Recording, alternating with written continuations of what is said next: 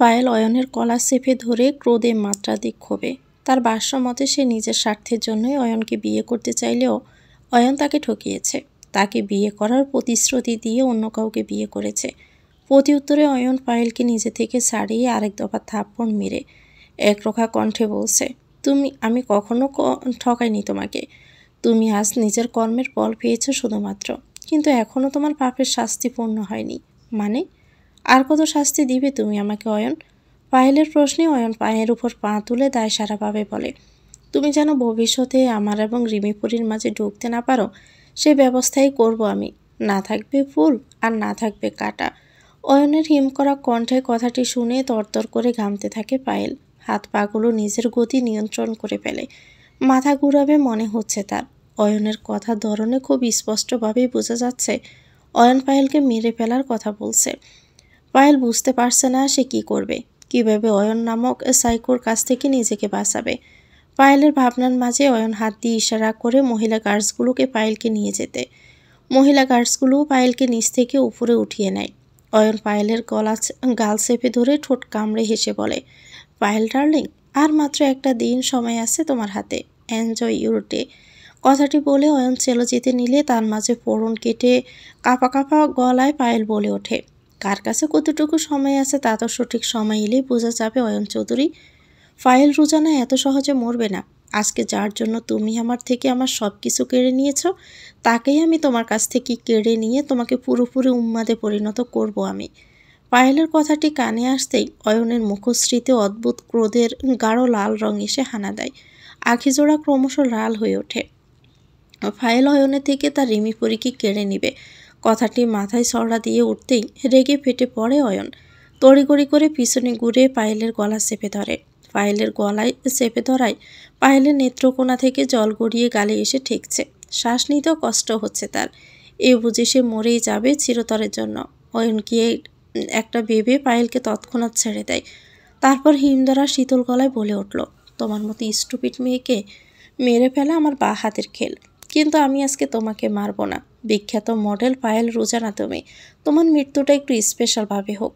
কথাটি বলে অয়ন চোখে তার কালো সানগ্লাসটা পরেই বেরিয়ে গেল দ্রুত পায়ে। অপরদিকে রিমি দরজায় কান পেতে খুব ভালো করেই শুনতে পারছে ফারহানের কথাগুলো। ফারহান ফোনে কাউকে বলছে, যত টাকা লাগে আপনি নিন, কিন্তু পেশেন্ট যেন সুস্থ হয়ে যায়। আপনারা দ্রুত ওটির ব্যবস্থা করুন, আমি কালকে সকালের মধ্যে হসপিটালে চলে আসব। ফারহান কথাটি বলেই ফোনটা কেটে দেয়। তারপর দৃঢ়পায়ে স্থান ত্যাগ করল। রিমি হকচকিয়ে যায়। বেশ বিস্ময় নিয়ে ফারহানের কথাগুলো ভাবতে লাগলো। ফারহান কার জন্য কালকে হসপিটালে যাবে? ফারহান বেশ লুকিয়ে কথাটি বলছিল, যার মানে এই বিষয়ে ফারহান ছাড়া এ বাড়ির কোনো লোক কিচ্ছুটি জানে না। রিমি একবার ভাবলো ফারহানের পেছন পেছন সে হসপিটালে গিয়ে সত্যিটা তাকে খুঁজে বের করতে হবে। তাহলে হয়তো সে তার অনেক প্রশ্নের উত্তর খুঁজে পাবে। পরক্ষণেই সে ভাবল, অয়ন থাকতে সে কি আদৌ কাজটি করতে পারবে? এমনিতে অয়ন প্রচণ্ড রেগে আছে রিমির উপর। রিমি হয়তো তার প্রশ্নের উত্তর কখনোই পাবে না। কথাটি ভেবে দীর্ঘশ্বাস ফেলল রিমি। রিমির ভাবনার রেশ কাটতে না কাটতে দরজা খট করে অয়ন প্রবেশ করে। রিমি অয়নের দিকে তাকালো। অয়নও রিমির দিকে এক পলক তাকিয়ে নিজের শার্টটা খুলে ওয়াশরুমে চলে যায়। রিমি অয়নের দিকে অদ্ভুত দৃষ্টিতে তাকালো। অন্যদিন হলেও অয়ন তাকে জড়িয়ে ধরতে এসেই, কিন্তু আজ তার ব্যতিক্রম। হয়তো অভিমানের পরিমাণ প্রখর। রিমি অয়নের ব্যাপারে নিয়ে আর মাথা ঘামালো না। অয়নের প্রতি শুধু ঘৃণা এসে বাসা বাঁধছে তার মনে।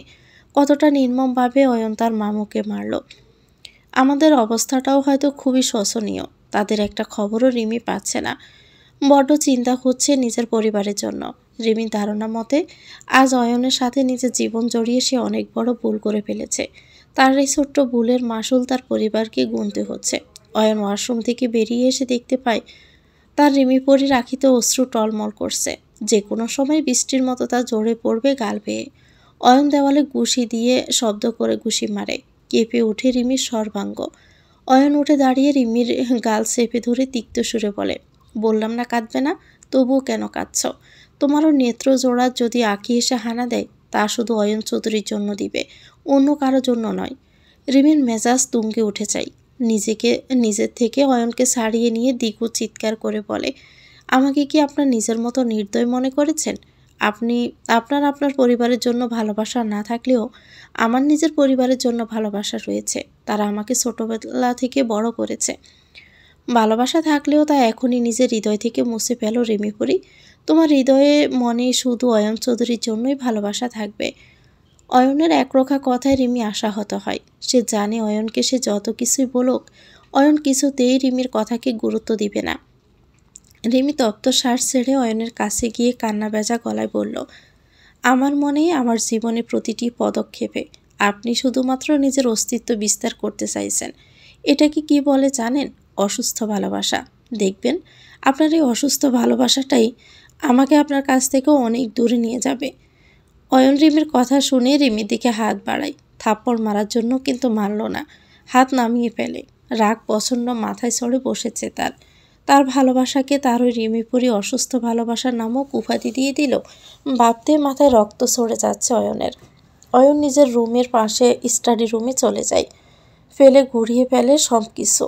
রিমি ঠোঁট কামড়ে দাঁড়িয়ে থাকে। অয়ন স্টাডি রুমের দরজা খট করে বন্ধ করে দেয়। তারপর ড্রয়ার থেকে ওষুধ বের করে চটজলদি খেয়ে নেয়। অয়ন সোফায় ধপ করে বসে পড়ে। মাথার ব্যথায় প্রচণ্ড নাড়া দিয়ে উঠেছে তার। চুলগুলো খামছে ধরে সে আপন মনে বিড়বিড় করতে থাকে, রিমি পরি, তুমি আমাকে বুঝিয়েও বুঝতে চাইলে না। এতটা অবুঝ হয়ে থেকো না পরি, আমার যে কষ্ট হয়। রুহানা চৌধুরী এবং তার আশরাফ চৌধুরী ড্রয়িং রুমে টেবিলে বসে আছেন। রুজা চৌধুরী এবং মেঘও বসে আছে। সার্ভেন্টরা তাদের খাবার পরিবেশন করে দিচ্ছে। রিমি দরজা খুলে বাহিরে বেরিয়ে আসে। অয়ন এখন স্টাডি রুমে দরজা বন্ধ করে রয়েছে।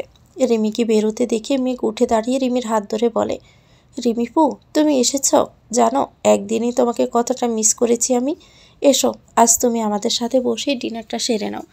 মেঘের এমন আবদারে নাকচ করতে পারল না রিমি। মেয়েটা বড্ড ভালোবাসে তাকে। এই বাড়িতে আসার পর এই মেয়েটাই তো তাকে একদম কাছ থেকে আপন করে নিয়েছে। রিমি মেঘাকে না করতে পারল না। হাত ধরে ডাইনিং টেবিলে বসিয়ে দিয়ে নিজেও রিমির পাশে বসে পড়ে। রুহানা চৌধুরী ক্ষিপ্ত চোখে তাকিয়ে আছেন রিমির দিকে। আজ এই মেয়েটার জন্যই তার ব্যবসার এত ক্ষতি হয়েছে। কিন্তু রুহানা চৌধুরী চাইলেও কিছু বলতেই পারছেন না। অয়ন এমনিতে রেগে আছে। তার মধ্যে রিমিকে কিছু তিনি করলে অয়ন আরও ভয়ঙ্কর হয়ে কিছু করে বসতে পারে। সার্ভেন্ট এসে রিমিকে খাবার পরিবেশন করে দিয়ে যায়। রুহানা চৌধুরী রিমিকে উদ্দেশ্য করে খাবার খেতে খেতে বললেন, তা রিমি, এত বড় টেবিলে নিশ্চয়ই কোনোদিন খাওনি। খাবে কি করে? এত বড় টেবিল তুমি তো কখনো দেখোইনি। ক্লাস বলেও তো কিছুই নেই। সারা জীবন মামার গাড়ে বসেই খেয়েছ। রিমি সরু চোখে তাকায় রুহানা চৌধুরীর দিকে। রিমি খুব ভালো করে বুঝতেই পারছে রুহানা চৌধুরী তাকে জব্দ করার জন্যই কথাটি বলছে। প্রাক্তন প্রেমিকাকে নিজের করে পাওয়ার লোভটা বড্ড মাথা ছাড়া দিয়ে উঠেছিল আমানের। তার রিমি পাখির প্রতি ভালোবাসার প্রখরতার জন্যই এত মার খাওয়ার পরও সে দিব্যি হেসে যাচ্ছে। গাড়ির এক কোণে আধমরা অবস্থায় পড়ে আছে আমান। তার অনেকগুলো জায়গায় ছিলে রক্ত বেরিয়ে তার শুকিয়েও গিয়েছে। অয়নের অনেক গার্ডসরাও বেশ জখম হয়েছে। আমানের মতো সুবিশিষ্ট যুবকের সাথে মারামারি করার সময় বেশ বেগে পেতে হয়েছিল তাদের। তারা অনেকজন মিলেও আমানকে প্রতিহত করতে পারছিল না। তখন সবাই মিলে একসাথে ঝাঁপিয়ে পড়েছিল আমানের ওপর। আমান তখন এতগুলো গার্ডসদের সাথে পেরে ওঠেনি। আমানকে অয়নের গার্ডসরা গাড়িতে করে অয়নের বলা জায়গাটিতে নিয়ে যাচ্ছে। অয়নের গার্ডসরা খুব ভালো করেই বুঝতে পারছে আমানের জীবনটি অয়নের হাতেই চলে যাবে কিছুক্ষণ পর। কিন্তু আমান, সে কি তা আদৌ উপলব্ধি করতে পারছে? একদমই নয়। তার ধারণা নেই তার জীবনে কত বড় ঝড় বইতে চলছে। তার নিষ্ঠুর নিয়তির সম্পর্কে আমানের কোনো প্রকার ধারণা নেই বললেই চলে। তার অদরের কোণে এত সুন্দর মিষ্টি হাসি বিদ্যমান। রুহানা চৌধুরীর অপমানের বিপরীতে রিমি কিছু বলার আগে অয়ন তার রুমে গিয়ে হকি স্টিক নিয়ে আসে। তারপর তা দিয়ে সুবিশাল টেবিলের কাজ সজোরে ভেঙে ফেলে। কাজ ভেঙে ফেলায় সকলে দ্রুত সরে আসে। রুহানা চৌধুরী ঘাবড়ে যায়। পুরো টেবিলের গ্লাস ভেঙে ফেলেছে অয়ন। রিমিকে যখন মেঘ হাত ধরে টেবিলে বসিয়েছিল তখনই অয়ন বেজায় চটে গিয়েছিল। রিমি কেন তাকে ছাড়া অন্য কারো সাথে? এত সাহস কিভাবে হলো রিমির? অয়ন ভেবেছিল নিচে গিয়ে রিমি এবং মেঘকে সাহেস্তা করবে। কিন্তু তার আগে রুহানা চৌধুরীর অপমানজনক কথা শুনে নিজেকে আর সামলাতে পারল না অয়ন। হকি স্টিক দিয়ে টেবিলটাই ভেঙে ফেলে। অয়ন হকি স্টিকটা নিচে ফেলে দিয়ে রুহানা চৌধুরীর দিকে রোষপূর্ণ দৃষ্টিতে তাকিয়ে বলে। রুহানা চৌধুরীর দিকে এগোতে এগোতে বললেন, দেখুন রুহানা চৌধুরী, যে ডাইনিং টেবিলের জন্য আপনি আমার রিমিপরিকে অপমান করলেন, আজ সেই ডাইনিং টেবিলটাই ভেঙে জাস্ট গড়িয়ে ফেলেছি আমি। কিচ্ছু করতে পারলেন না আপনি। রুহানা চৌধুরী এক প্রকার ভয়ে অয়নের কাছ থেকে নিজেকে বাঁচাতে দ্রুত গতিতে পিছিয়ে পড়েন। অয়ন থেমে যায়। পরক্ষণে গাড় কাত করে অদরের কোণে বাঁকা হাসি ঝুলিয়ে রুহানা চৌধুরীকে উদ্দেশ্য করে শীতল কণ্ঠে বলে, মাই ডিয়ার গ্র্যান্ডমা, আজ থেকে যেন বাড়িতে আর কোনো ডাইনিং টেবিল না আসে। আজকে থেকে সবাই নিজ নিজ ঘরে খাবে। যদি একসাথে খেতে ইচ্ছে করে তাহলে মাটিতে বসে খাবে। রুজা চৌধুরী অবাক হয়ে বলে, তার মানে আমরা এখন থেকে নিচে খাবো? আমাদের তো নিচে বসার অভ্যাসই নেই। তার মধ্যে মায়ের তো পায়ের সমস্যা, তাহলে নিচে বসে কিভাবে খাবে? অয়ন খুবই শান্তভাবে রুজা চৌধুরীর পক্ষের প্রশ্নের সাপেক্ষে বলল, তা আমার রিমিপরিকে অপমান করার আগে ভাবা উচিত ছিল। এখন থেকে বাড়িতে কোনো প্রকার ডাইনিং টেবিলই থাকবে না। কথাটি বলে অয়ন রিমির কাছে গিয়ে রিমির হাত জোড়া নিজের হাতের মুঠোয় নিয়ে উপরে নিয়ে গেল হন হন করে। রুহানা চৌধুরী শুধুমাত্র ফেলে দৃষ্টিতে তাকিয়ে রইলেন। এ বদ্ধ উন্মাদ প্রেমিককে সামলানো তার কাজ নয়। যদি তিনি অয়নকে ঘাঁটতে চান তাহলে অয়ন হিতে বিপরীত করে ফেলবে। বিগত কয়েকদিনের ঘটনায় এটুকু অভিজ্ঞতা হয়েছে তার। অয়ন রিমিকে নিয়ে নিজের রুমে নিয়ে বসানো। তারপর রিমির দিকে তাকিয়ে দৃঢ় কণ্ঠে বলল, এত অবাধ্য কেন তুমি রিমিপরি? আমাকে ভয় করে না তোমার? আমি কিন্তু তোমার ক্ষতি করে দিতে পারি। ভয় হয় না আমার, এতটুকু বিশ্বাস আছে আপনার প্রতি। আপনি কখনো আমার ক্ষতি করতে পারবেন না। রিমির খুব সহজভাবেই কথাটি বলল। অয়ন ক্ষিপ্ত নয়নে রিমির দিকে এক পলক তাকিয়ে কিছু একটা বিড়বিড় করে মুচকি হাসে। লোকটার বড্ড কাণ্ড দেখে তার প্রতি রিমির মনে ঘৃণার মায়াজাল বনে, তেমনি লোকটার অদ্ভুত ভালোবাসা রিমির মনে সমস্ত ঘৃণাকে নিমিষেই দূর করে দেয়। রিমি যেন গোলক দাদায় পড়ে যাচ্ছে ধীরে ধীরে। এই মুহূর্তে তার কি করা উচিত সেটাও বুঝতে পারছে না ঠিকমতো। রিমি জানালার দিকে তাকায়। চাঁদ তার আলো দিয়ে কি সুন্দর সৌন্দর্যময় পরিবেশ সৃষ্টি করেছে। রিমি মুগ্ধ হয়ে চাঁদের দিকে তাকিয়ে আছে। রিমির কাজে ব্যাঘাত ঘটিয়ে অয়ন জানালাটা বন্ধ করে দেয়। অয়নের অদ্ভুত কাজে অবাক হয়ে যায় রিমি। অয়ন তার হাতের ট্রেটি বিছানায় রাখতে রাখতে বলে, চাঁদের দিকে ওইভাবে তাকিয়ে কেন ছিলে? এভাবে তো আমার দিকে কখনো তাকাও না তুমি। অয়নের অদ্ভুত অভিযোগ শুনে রিমি হতাশা সুরে বলে, চাঁদের সৌন্দর্যে যে কেউ মুগ্ধ হতে বাধ্য ডক্টর এয়ারসি। রিমির কথায় অয়নের কপালের বলি রেখায় বিরক্তিকর ভাঁজ পড়ে যায়। নেত্রপল্লবে ক্ষোভ এসে হানা দেয়। যেন রিমির কথাতে বেশ বিরক্ত এবং রাগান্বিত অয়ন। অয়ন রিমির কাছে এগিয়ে নিজের কপালের সাথে নিজের কপাল ঠেকিয়ে শীতল গলায় বলে, আমি যে তোমাতে গভীরভাবে নেশাক্ত, সেই খবর কি তুমি রাখো? তোমার পানে একরাশ মুগ্ধতা নিয়ে চেয়ে থাকি। সেই মুগ্ধতা তোমার চোখে পড়ে না? রিমি কিছু বলতেই পারল না। তপ্ত নিঃশ্বাস ফেলল। সে তপ্ত অয়নদা নিজের গলায় অনুভব করতে পারে। অয়ন রিমির থেকে দূরে সরে গিয়ে রিমির দিকে প্লেট থেকে খাবার নিয়ে রিমির দিকে এগিয়ে দিয়ে বলল, নাও হা করো পরি, তুমি তো কিছুই খাওনি। তোমাকে আমি অর্ডার করে গিয়েছিলাম, তাও খাওনি। এবার চুপচাপ খাবে তুমি। দেখো আমি নিজ হাতে তোমায় খাইয়ে দিচ্ছি। অয়নের শান্ত সুরের ধমকে রিমি অবাকের শীর্ষে চলে যায়। যে ছেলে নিজের হাতে কখনো খায়নি, আজ সে নিজ হাতেই খাইয়ে দিচ্ছে। রিমি চুপচাপ লক্ষ্মী মেয়ের মতো খেয়ে নেয়। অয়নের অদরের কোণে মিষ্টি হাসি বিদ্যমান। রিমিও মুচকি হাসি দেয়। রিমি গাড়িতে বসে আছে মহিলা গার্ডসদের সাথে। আজকেও তাকে গার্ডসদের সাথে হসপিটালে যেতে হবে। অয়ন সকাল সকালে কোথায় যেন বেরিয়ে গিয়েছিল। এবার রিমির সাথে দ্বিগুণ গার্ডস রয়েছে, যেন রিমি দ্বিতীয়বারের মতো ভুল না করতে পারে। রিমির চোখ হঠাৎই গাড়ির জানালা দিয়ে বাহিরের দিকে চলে যায়। রিমি স্পষ্ট দেখতে পায় ফারহান গাড়ি থেকে বেরিয়ে সামনে থাকা বড় একটি হসপিটালে প্রবেশ করছে। রিমি সঙ্গে সঙ্গে চিৎকার করে বলে, গাড়ি থামান। রিমির চিৎকারে গাড়ি থামিয়ে দেওয়া হয়। গার্ডসরা অবাক হয়ে বলে, এনি প্রবলেম ম্যাম? আমার পেট অনেক ব্যথা করছে, প্লিজ আমাকে এক্ষুনি ডক্টরের কাছে নিয়ে যান। রিমি মিথ্যে কথাটি বলে যেন তাকে সামনে থাকা হসপিটালে নিয়ে যাওয়া হয়। সেখানে গেলে রিমি পাহারানের রহস্যের উদ্ঘাটন করতে সক্ষম হবে। রিমির কথায় গার্ডসরা উত্তেজিত হয়ে রিমিকে নিয়ে হসপিটালের ভিতরে যায়। রিমি এবং বাকি গার্ডসরা হসপিটালের ভিতরে ঢুকতে রিমি সকলের উদ্দেশ্যে বলে, আপনারা বাইরে দাঁড়িয়ে পাহারা দিন, আমি যাচ্ছি ডক্টরের কাছে। কিন্তু ম্যাম, কোনো কিন্তু নয়, আপনারা বাহিরে পাহারা দিন। আমি বলছি তো আমি পালাবো না। কথাটি বলে তড়িঘড়ি করে সামনের দিকে এগিয়ে যায় রিমি।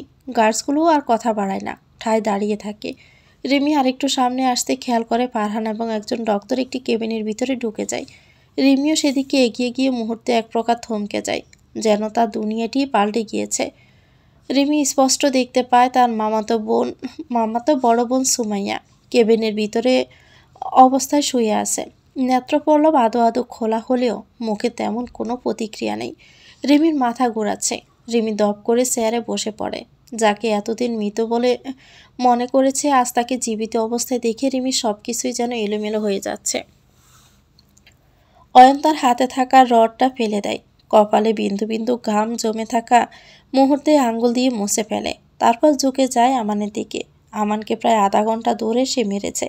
আমানের শ্বাসটুকু উঠানামা করছে শুধুমাত্র। চোখটুকু খুলে রাখার সামর্থ্যটুকুও নেই আমানের মাঝে। এতক্ষণ ধরে মেরিয়ে যেন শান্ত হচ্ছে নয়ন। প্রচণ্ড রাগ এসে হানা দিচ্ছে মস্তিষ্কে। মস্তিষ্ক যেন বারবার বলছে অয়নকে, অয়ন চৌধুরী মেরে ফেল আমান শিকদারকে। তোর এবং রিমিপরির মাঝে আমান বাধা হয়ে এসেছে। আমানকে চিরতরের জন্য সরিয়ে দে। কথাটি মাথায় এসে হানা দিতেই অয়ন তার পকেট থেকে ধারালো ছুরি বের করে আমানের দিকে নিক্ষেপ করতে চাইলে অয়নের ফোন বেজে ওঠে। অয়ন ফোনটি তড়িঘড়ি করে রিসিভ করে। তারপর ওপাশ থেকে এমন কিছু শুনে, যা শুনে মুহূর্তে তার চোয়াল শক্ত হয়ে যায়। অয়ন ক্ষোভ নিয়ে গর্জে উঠে বলে, ওহ শিট। অয়নের হাত থেকে ছুরিখানা পড়ে যায়। অয়ন কিছু না ভেবে জলদি সেখান থেকে বেরিয়ে যায়। সময় পেরিয়ে যাচ্ছে ক্ষণে ক্ষণে। তার সাথে তীব্রভাবে বেড়ে চলেছে রিমির ভিতরের অস্থিরতা। কাঁদতে চাইছে যুবতী। প্রখরভাবে কাউকে জড়িয়ে কাঁদতে পারলে হয়তো রিমির মনটা হালকা হতো। কল্পনার রেশ ধরেই রিমির কল্পনায় সর্বপ্রথম অয়নের হাসি মাখা মুখশ্রীখানায় ধরা দিল। রিমির মন মস্তিষ্কে যেন তীব্রভাবে চাইছে অয়ন নামক মানুষটি তাকে জড়িয়ে ধরুক, ভালোবাসা দিয়ে মাথায় হাত রেখে প্রেমিকের ন্যায় বলুক, তুমি কি খুব বেশি ক্লান্ত রিমিপরি? এই দেখো, আমি তোমার পাশে আছি। রিমির বুকের ব্যথা তীব্রভাবে বেড়ে গেল। সে চেয়েছিল তার স্বামী তার প্রেমিকের ন্যায় তার পাশে থাকুক, কিন্তু তার সম্পূর্ণ উল্টো হলো তার সাথে। রিমি চটপট করে নেত্রপল্লব মিলে তাকিয়ে রইল সামনের দিকে। পিঠ ঠেকিয়ে হেলান দিয়ে চেয়ারে বসল। দৃষ্টি তার সামনে থাকা কেবিনের দিকে। ফারহান অতি যত্নের সাথে সুমাইয়ার মাথার কাছে বসে সুমাইয়ার হাতখানা ধরে নীরবে চোখে জল ফেলছে। সুমাইয়া প্রতিক্রিয়াবিহীন তাকিয়ে আছে শুধু। রেমি মুগ্ধ নয়নে শুধুমাত্র চেয়ে রইল। আজ তার মনে থাকা সমস্ত ঘৃণা নিমিষেই উবে গিয়েছে। রিমির চোখে হানা দিলেও কয়েক বছর আগের অতীত। রিমি তার 3 মামাতো বোন এবং মামা ও মাকে নিয়ে বেশ সুখেই ছিল। রিমির বড় মামাতো বোন সুমাইয়ার সাথে রিমির বেশ সখ্যতা ছিল। বোনে থেমে দুজন বেস্ট ফ্রেন্ড ছিল বেশি। সুখ দুঃখে সব সময় দুজন দুজনের সাথে ছিল। সুমাইয়া রিমি থেকে বড় হওয়ায় রিমি সব আবদারের ঝুলি নিয়ে বসত। দিন ছিল বুধবার। রিমি তখন সবেমাত্র কলেজে পা দিয়েছিল এবং তখন সুমাইয়া অনার্স 2য় বর্ষের ছাত্রী। তখন ছিল বসন্ত। সুমাইয়ার মনে এসে হানা দেয় এক মুঠো প্রেম। সুমাইয়াদের ভার্সিটি অনুষ্ঠানে সেদিন ফারহান এবং তার বন্ধুরা বসন্ত উৎসবে এসেছিল। তখনই ফারহান এবং সুমাইয়ার পরিচয় শুরু হয়। সেখান থেকে আস্তে আস্তে দুজনের মাঝে ঘনিষ্ঠতা শুরু হয়। ফারহান সুমাইয়ার জন্য যা উপহার নিয়ে আসতো তা রিমির মাধ্যমেই পাঠাতো। একদিন তো ফারহান রিমিকে বলেই ফেলেছিল, শালিক সাহেবা, আমার এত উপকার করেছ তুমি, এই উপকারের শোধ কিভাবে দিব গো? রিমি হাসতে হাসতে বলেছিল, শুধু দেখবেন আমি এবং আমার আপু যেন একসাথে সারা জীবন কাটাতে পারি।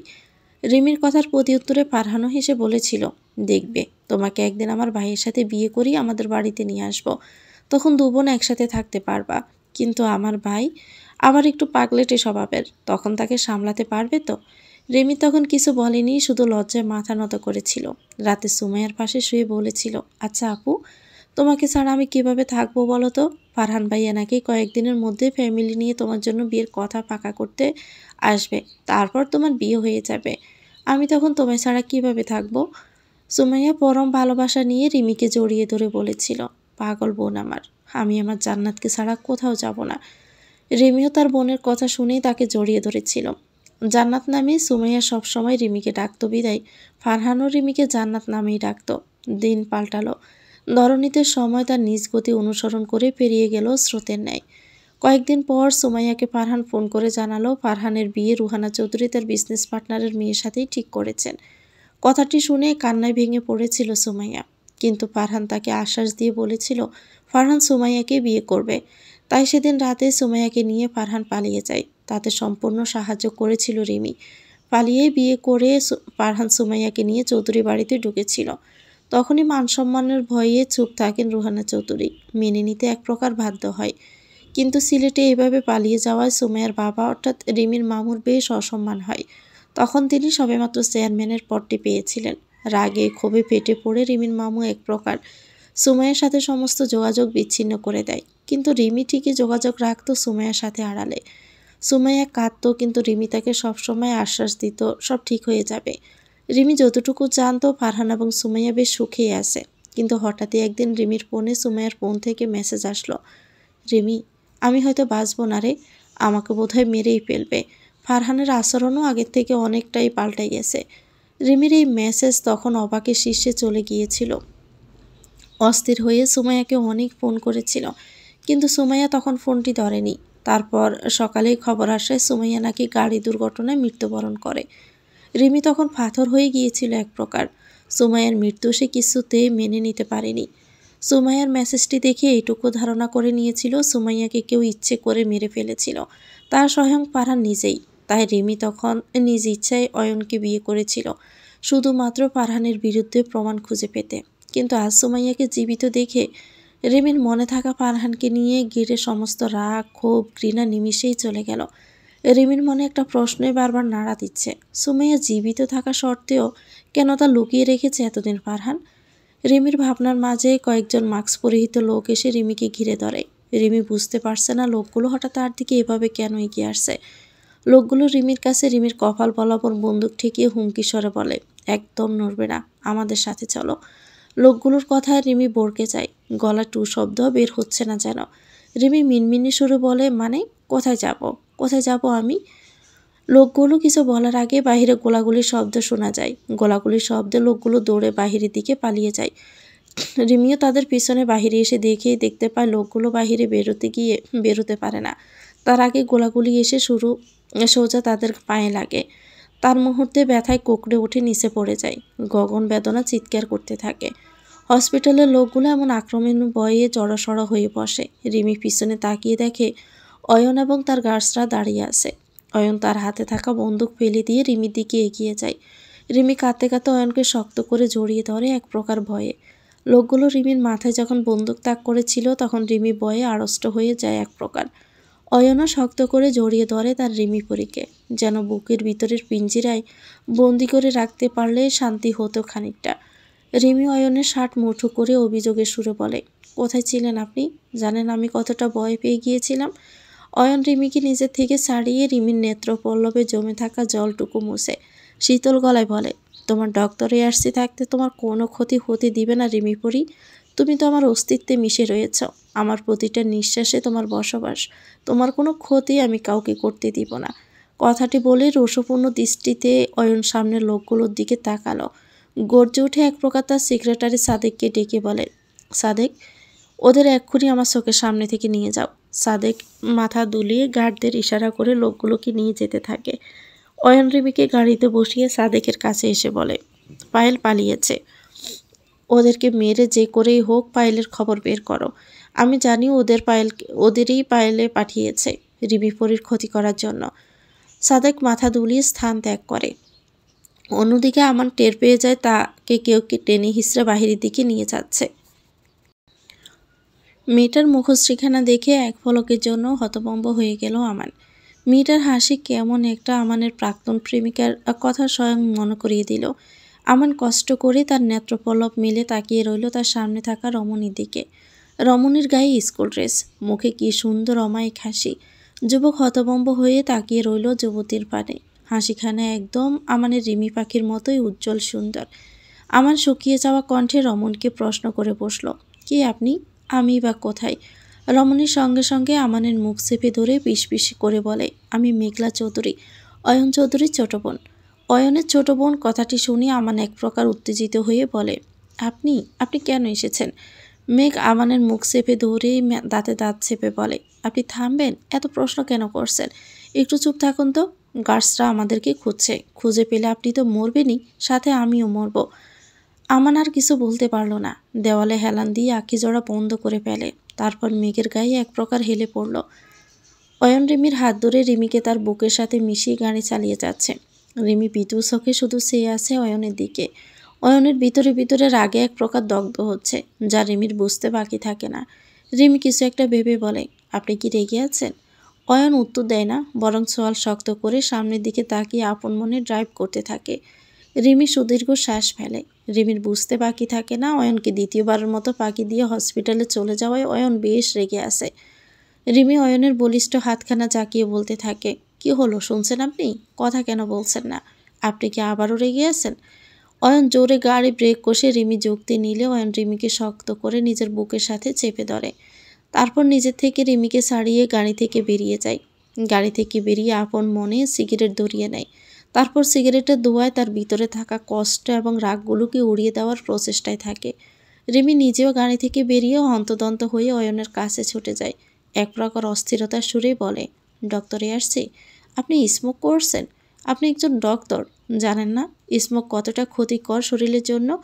অয়ন তার হাতে থাকা সিগারেটটা ফেলে দিয়ে তা পা দিয়ে পিষে রিমির বাহু চেপে ধরে রোষপূর্ণ গলায় বলে, আমার শরীর নিয়ে তোমাকে এত কনসার্ন দেখাতে হবে না, বুঝলে? তুমি একদম আমার বিষয়ে তুমি নাক গলাবা না। অয়নের ধমকে কেঁপে ওঠে রিমি। নেত্রকোনায় জল এসে আখি জোড়া সলসল হয়ে ওঠে। রিমি মুখ গড়িয়ে নেয়। অয়ন পুনরায় আরেকটি সিগারেট ধরিয়ে তাতে টান দিয়ে দীর্ঘশ্বাস ফেলে। তারপর দৃঢ় কণ্ঠে বলে, একটা কথা কি জানো তো রিমি পড়ি, যার কাছে অভিমানের কোনো মূল্য নেই তার প্রতি মনের কুঠিরে অভিমান জমিয়ে রাখাটাই বৃথা। অয়নের কথা রিমি অবাক হয়ে অয়নের দিকে তাকায়। রিমির বুঝতে আর বাকি থাকে না অয়ন তাকে কথাগুলো উদ্দেশ্য করে বলেছে। অয়ন মুখ ফিরিয়ে গাড়ির দিকে পা বাড়িয়ে এগোতে থাকে। রিমিও হাত মুঠো করে গাড়ির দিকে পা বাড়ায়। অয়ন নামক যুবকের সে যেন কিছুতেই বুঝতে পারে না কখন কি বলতে চাচ্ছে তার রিমির ধারণার বাইরে। কিন্তু এইটুকু বুঝতে পারছে মানুষটার ভিতরে অভিমান জমেছে তার রিমি পরির প্রতি। রিমির কেন যেন বড্ড কষ্ট হচ্ছে। রিমি চাইছে যেন তার প্রতি অয়নের ভিতরের অভিমানগুলো মুহূর্তে উড়ে ছাই হয়ে যাক। মেঘের বুঝতে পারলেও আমান অজ্ঞান হয়ে পড়েছে। অতিরিক্ত মার খাওয়ার ফলে আমান বেশ দুর্বল হয়ে পড়েছে। তার জায়গায় জায়গায় রক্ত জমাট বেঁধে গুরুতরভাবে ক্ষত হয়েছে। মেঘের মনে পড়ে যায় সকালের ঘটনাটি। সকালে যখন মেঘ তার রুমে স্কুলে যাওয়ার জন্য তৈরি হচ্ছিল তখনই সে শুনতে পায় পাশের রুমে অয়ন কাউকে গম্ভীর কণ্ঠে বলছিল, সবগুলোকে আমি মেরে ফেলবো জাস্ট, তোদের জন্য পায়েল পালিয়ে গেছে। এখন আমানকে নজরে রাখ যেন পালিয়ে যেতে না পারে। ও আমার রিমিপুরের দিকে হাত বাড়িয়েছিল, ওকে না মেরে আমি শান্তি হব না। অয়নের গম্ভীর কণ্ঠে বলা প্রতিটি কথা শুনে মেঘের হৃদয়টা কেঁপে ওঠে। আমার নামক অপরিচিত যুবকটির জন্য মেঘের মনের কুঠির এক অদ্ভুত ভয় এসে হানা দিয়েছিল। মেঘের মন মস্তিষ্ক যেন বারবার বলছিল, যে করেই হোক একটা মানুষকে খুন হতে দেওয়া যাবে না। মনের কথা সায় দিয়ে মেঘ সিদ্ধান্ত নেয় সে যে করেই হোক আমানকে বাঁচাবে। এমন নির্দোষ মানুষের প্রাণ অকালে তার ভাইয়ের পাগলাম ও ভালোবাসার জন্য জোরে পড়বে তা কিছুতেই মেনে নিতে পারছিল না মেঘ। সে অনুযায়ী মেঘ স্কুল থেকে এক প্রকার পালিয়ে তার ড্রাইভারের সাহায্যে অয়নের ডেরায় গিয়ে পৌঁছেছিল। অয়নের ডেরার ঠিকানা সে ড্রাইভারের কাছ থেকে জানতে পেরেছিল। মেঘ সেখানে গিয়ে গার্ডদের ফাঁকি দিয়ে আমানকে পিছনে দরজা দিয়ে এক প্রকার টেনে হিঁচড়ে নিয়ে আসে। অয়নের দেহরক্ষীগুলো এখনও আমানকে খুঁজে চলছে। তারা চলে যেতে মেঘ তাও ড্রাইভারকে ইশারা করে নিজের কাছে ডেকে নিয়ে আসে। ড্রাইভারও মেঘের কাছে চলে আসে। মেঘ পিস করে বলে, ড্রাইভার কাকু, জলদি ওনাকে ধরে গাড়িতে তুলুন, ওনার অবস্থা ক্রমশই খারাপ হয়ে যাচ্ছে। কিন্তু মা, অয়ন বাবা জানলে কিন্তু। ড্রাইভারের কথায় বিঘ্ন ঘটিয়ে মেঘ কিছুটা কপট রাগ দেখিয়ে বলে, একটা মানুষের জীবন মরণের বিষয়, সেখানে আপনি অয়ন ভাইয়া কি বলবে তা নিয়ে পড়ে আছেন। অয়ন ভাইয়াকে যা বলার আমি বলবো, আপাতত ওনাকে গাড়িতে তুলুন আপনি। মেঘের আদেশ শুনে ড্রাইভার তড়িঘড়ি করে আমানকে উঠিয়ে গাড়ির দিকে নিয়ে যেতে থাকে। মেঘও তাদের পিছন যায়। মেঘের আপাতত অয়নের বিষয়টি মাথাতে নেই। তার সমস্ত চিন্তা আপাতত আমার নামক যুবকটিকে ঘিরে। অয়ন গাড়িটি চৌধুরী বাড়ির সামনে পার্ক করে। রিমি তার সিট বেল্ট খুলে বেরিয়ে পড়ে। অয়ন বেরোতে নিলে তার ফোনের মেসেজে টুংটাং করে বেজে ওঠে। অয়ন থেমে যায়। ফোনে মেসেজ দেখে সে বাঁকা হাসে। তারপর তার সযত্নে পকেটে ঢুকিয়ে রেখে রিমিকে উদ্দেশ্য করে বলে, আমার আসতে দেরি হতে পারে, তুমি সাবধানে থেকো, আমি তোমাকে ক্ষণে ক্ষণে ফোন করব। গার্ডসরা তো রইলই। অয়ন কথাটি বলে গাড়ি ঘুরিয়ে তার গন্তব্যর উদ্দেশ্যে রওনা দেয়। রিমি থেমে যায়। অয়নের যাওয়ার পানে কিছুক্ষণ চেয়ে থাকে। একজন স্ত্রী হয়ে নয়, তার দৃষ্টি ছিল একজন প্রেমিকার ন্যায়, যে তার প্রেমিক পুরুষের যাওয়ার পানে নিষ্পলক দৃষ্টি দিয়ে চেয়ে আসে। রিমি সদর দরজার কাছে যেতে নিলে তার চোখ যায় ফারহানের গানের দিকে। ফারহান হয়তো সবেমাত্র হসপিটাল থেকে ফিরেছে। রিমি ফারহানের কাছে গিয়ে বলে, ফারহান ভাইয়া। রিমির ডাকে ফারহান রিমির দিকে তাকায়, তারপর শান্ত গলায় বলে, ও তুমি? আমি জানি আজকে তুমি জেনে গিয়েছ সুমাইয়া বেঁচে আছে। কি হয়েছে সুমাইয়া আপুর? কিসের জন্য আপনি সুমাইয়া আপুর অপারেশনের ব্যবস্থা করেছিলেন? রিমির প্রশ্নে ফারহান নিচের দিকে তাকিয়ে বলে, গাড়ি অ্যাক্সিডেন্ট করে সুমাইয়া কোমায় চলে গিয়েছে। আসলে ডক্টর বলেছিল অপারেশন করলে নাকি সুমাইয়া পুনরায় সুস্থ হয়ে উঠতে পারে। আজকে সে অপারেশন হওয়ার কথা ছিল, কিন্তু আজ হসপিটালে ঝামেলা হওয়ায় তার ব্যাঘাত ঘটে। রিমি পাল্টা প্রশ্ন করে বলে, সুমাইয়া আপু যে জীবিত রয়েছে সেই বিষয়টি সবার থেকে কেন লুকিয়েছেন? দাম্ভিকতা নিয়ে গাড়ি থেকে বেরিয়ে পড়ল অয়ন। সঙ্গে সঙ্গে সকল দেহরক্ষী বয়ে অয়নের সামনে এসে দাঁড়ালো। অয়ন তার পকেটে থাকা মেশিন গানটি বের করে সাদেকের কপাল বরাবর ঠেকালো। সাদেক ভয়ে জিমিয়ে নিচে তাকায়। মৃত্যু নামক অজানা ভয় তার শরীরটা কেমন দুলে উঠল। ঠোঁট ভিজিয়ে ভয়ার্ত গলায় অয়নের পা ধরে বলল, ভাই আমাকে ক্ষমা করুন, বিশ্বাস করুন ভাই, আমি যদি থাকতাম তাহলে আমানকে নিয়ে পালিয়ে যেতে পারতো না। অয়ন সাদেককে বুক বরাবর লাথি দিয়ে মাটিতে ফেলে দেয়। মাথায় এক প্রকার রক্ত চড়ে যাচ্ছে তার। আজ তারই লোকদের বেপরোয়া কাজের জন্য পায়েল এবং আমান দুজনেই অয়নের হাত থেকে পালিয়েছে, যাদের অয়ন নিজ হাতে শাস্তি দিতে চেয়েছিল। অয়ন যখন রিমিকে নিয়ে চৌধুরী বাড়িতে ঢুকেছিল তখনই অয়নের ফোনে মেসেজ আসে আমান পালিয়েছে। কথাটি শুনে যতটা না বেশি রাগ হয়েছিল, তার থেকেও বেশি অবাক হয়েছিল যখন সে জানতে পারে মেঘ আমানকে নিয়ে পালিয়েছিল। মেঘের এমন অদ্ভুত সাহসিকতায় অয়ন হেসেছিল। বিড়বিড় করে বলল, নিজের বিপদ নিজেই ডেকে আনলো, স্টুপিড মেয়ে একটা। মেঘের কথা মস্তিষ্কে এসে প্রবলভাবে নাড়া দিয়ে উঠতেই অয়ন সাদেককে উঠিয়ে সাদেকের কপাল চেপে ধরে দাঁতে দাঁত চেপে বলে, আমি ওদের চাই, যে কোনো মূল্যেই আমি ওদেরকে চাই, একদম সুস্থ চাই। ওরা আমার থেকে আমার রিমিপুরিকে কেড়ে নিতে চেয়েছিল, আমি ওদেরকে আমার নিজ হাতে মারব। সাদেক দ্রুত মাথা নাড়ায়। অয়ন সাদেককে ছেড়ে দেয়। একজন কালো পোশাক পরিহিত লোক এসে খবর দেয় মেঘ আপাতত আমানকে নিয়ে হসপিটালে রয়েছে। কথাটি অয়নের কানে আসা মাত্র অয়ন পুনরায় তার গাড়ি গিয়ে বসে পড়ে। সাদেকও অয়নের কাছে এসে বলে, ভাই আমার কি তাহলে হসপিটালের দিকে যাব? হুম, আমরা আজকে হসপিটালের দিকে যাব না। অয়নের কথায় বেশ চমকে উঠল সাদেক, যাকে বলে বেশ বড়ভাবে। সাদেক মুখের ভাবভঙ্গি দেখে অয়ন গাড়ির সিটে হেলান দিয়ে বসে বলে, অয়ন চৌধুরীর বোন হয়ে অয়ন চৌধুরীর সাথে গেম খেলতে চাইছে মেঘ, যাকগে যত ইচ্ছে খেলুক, বাচ্চা মানুষ তো, আমিও দেখব বাচ্চা কত দূর গেম খেলতে পারে। অয়নের কথা কিছু বুঝে ওঠার আগেই অয়ন গাড়ি ঘোরালো। সাদেক দ্রুত সরে যায়। অয়ন অজানা গন্তব্যের দিকে রওনা দিল। রিমির প্রশ্নে ফারহান তার হাতের ব্লেজারটা গায়ে ভালো করে জড়িয়ে নিয়ে বাগানের দিকে অগ্রসর হলো। রিমিও ফারহানের পিছনে যেতে লাগলো। তার মনে আজ সব প্রশ্নগুলো উকি দিচ্ছে, যার উত্তর তাকে পেতেই হবে। ফারহান বাগানের একটি টেবিলের পাশে থাকা চেয়ারে বসে পড়ল। রিমিকেও চোখের ইশারায় বসতে বলল। ফারহান টেবিল থেকে চায়ের কাপ নিয়ে তাতে চা ঢালতে ঢালতে বলল, চা খাবে তো জান্নাত? চা খেতে খেতে না হয় সব কথা শুনবে। রিমি চারপাশে এক পলক তাকালো। দেহরক্ষীগুলো আপাতত নেই, কিন্তু তবুও ভয় করছে রিমির। অয়নকে খুব ভালো করেই সে চিনে। যদি জানতে পারে রিমি ফারহানের সাথে একান্ত কথা বলেছে, তাহলে লঙ্কাকাণ্ড বাঁধিয়ে ছাড়বে। রিমি ফুঁস করে নিঃশ্বাস নিল, তারপর কাছুমাছু হয়ে বলল, কেউ দেখে ফেললে উল্টাপাল্টা ভাবতে পারে। ফারহান ভাইয়া, আপনি যদি তাড়াতাড়ি বলতেন তাহলে ভালো হতো। আপনি তো চিনেন আপনার ভাইকে। ফারহান চায়ের কাপে চুমুক দিল। অতীতের কালো অধ্যায়ে পুনরায় স্মৃতিচারণ করল।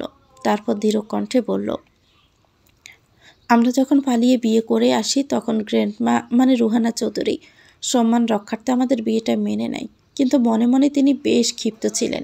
সুমাইয়া বাড়িতে আসার পর থেকে সুমাইয়াকে তিনি নানানভাবে অপমান করতেন, সবসময় ছোট করতে চাইতেন। সুমাইয়া সবসময় সহ্য করত।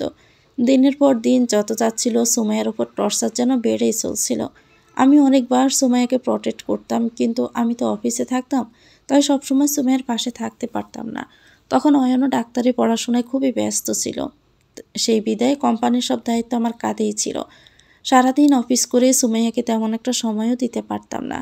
বুঝতে পারছিলাম সুমাইয়া এবং আমার মাঝে একটা দূরত্ব সৃষ্টি হয়েছে, এবং সুমাইয়া ভিতরে ভিতরে এক প্রকার গুমড়ে মরছে। একদিন সকালে উঠেই দেখি সুমাইয়া কাউকে না বলে গাড়ি নিয়ে কোথায় যেন একটা বেরিয়ে গিয়েছিল।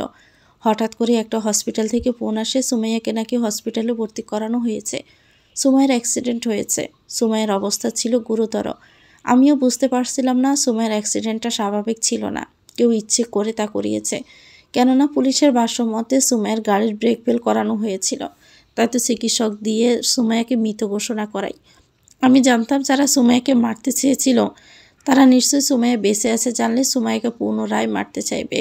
কিন্তু কারা মারতে চেয়েছিল আপুকে, কী বা কারণ থাকতে পারে, সেটা তো সুমাইয়া সুস্থ হলেই আমরা জানতে পারবো। ফারহানের কথায় রিমি মাথা নিচু করে সায় দেয়। নিজের কাছে নিজেকেই ছোট মনে হচ্ছে তার। সে ভেবেছিল তার বোনের হত্যাকারী স্বয়ং ফারহান। তাই তো চৌধুরী বাড়িতে এসে ফারহানের বিরুদ্ধে সমস্ত প্রমাণ তথ্য জোগাড় করতে এসেছিল রিমি।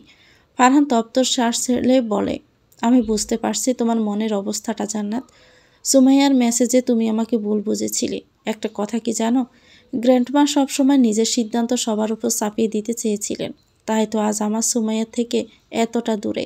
আমার ইচ্ছে করে এই বাড়িটা ছেড়ে চলে যেতে, কিন্তু বাবা মায়ের স্মৃতি রয়েছে এই বাড়িতে, তাই কষ্ট করে হলেও থাকতে হয়। রিমি ফারহানের দিকে তাকিয়ে, ফারহানের নেত্রকোনার স্পষ্ট জল বিদ্যমান। তার কষ্টগুলো যেন সে চাইলেও প্রকাশ করতে পারছে না। ফারহান চলে যেতে গিয়েও কিছু একটা ভেবে থেমে যায়।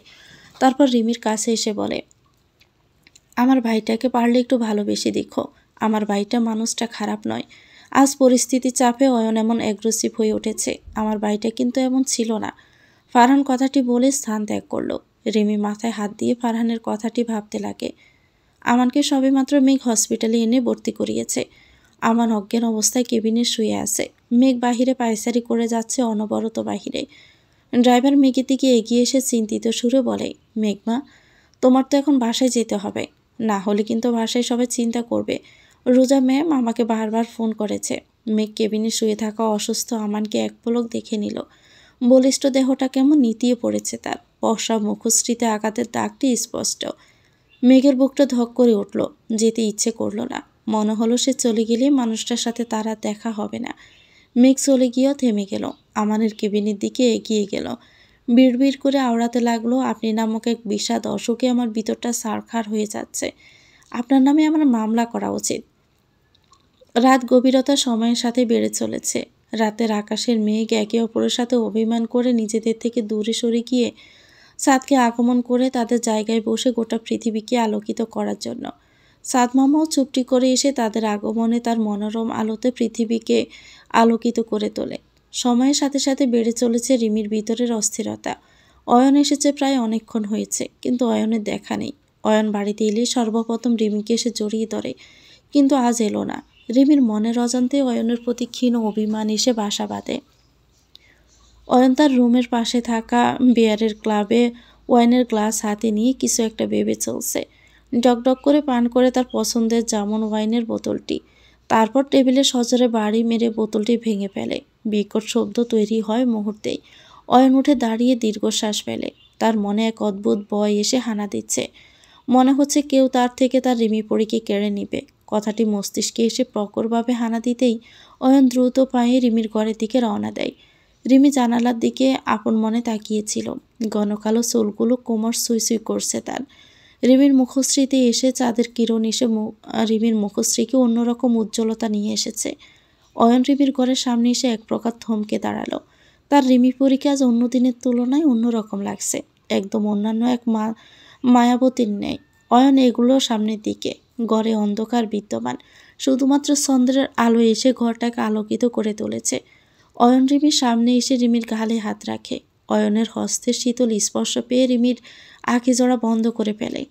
অয়ন রিমির কানের কাছে পিস পিস করে বলে, সৌন্দর্যের ব্যাখ্যা আমার কাছে নেই, কিন্তু আমার কাছে সৌন্দর্য মানেই তুমি রিমি পরি। অয়ন দূরত্ব গোছাতে চাইল। ঘনিষ্ঠ হলো তার সামনে থাকা রমণীর সাথে। কপালে অধর শুইয়ে দিয়ে নিবেশে কোলে তুলে নিল তার প্রিয়তমা স্ত্রীকে। কোলে তুলে নিজের কক্ষের দিকে পা বাড়ালো। রিমি ঘাবড়ে যায়। মনে এসে হানা দিল অজানা আতঙ্ক। ভয়ে নিমিয়ে গেল। গলার শব্দগুলো রিমির সাথে যেন হরতাল শুরু করে দিয়েছে। কিছুতেই বের হতে চাইছে না। রিমির বাজে একটা পরিস্থিতিতে রয়েছে এক প্রকার। সব কিছু দম বন্ধ করা মনে হচ্ছে। অয়ন রিমিকে নিয়ে নিজ কক্ষে প্রবেশ করল। তারপর রিমিকে পরম যত্নে সোফায় বসিয়ে দিয়ে দরজা খট করে বন্ধ করে দেয়। রিমি ভরকে যায়। বিস্ময়ে চেয়ে থাকে অয়নের দিকে। অয়ন সমস্ত আলো নিভিয়ে দিল। শার্টের বোতাম খুলে তা সহজেই খুলে ফেলল। রিমি তার বেহায়া আঁখি জোড়া দিয়ে তার সামনে থাকা বলিষ্ঠ দেহে সুদর্শন যুবককে দেখে নিল। লজ্জায় কেমন একটা ঘিরে ধরল তাকে। পরক্ষণে রিমি চোখ সরিয়ে নেয়। অয়ন রিমির দিকে ঝুঁকে বাঁকা হেসে বলল, I know, I am so much hot. তোমারই তো বর, যত ইচ্ছে দেখে নাও, কে মানা করেছে? হটের সাথে একটু নটি টাইপও হতে ইচ্ছে করছে, দেখবে নাকি সাসে হটি নটি বয়।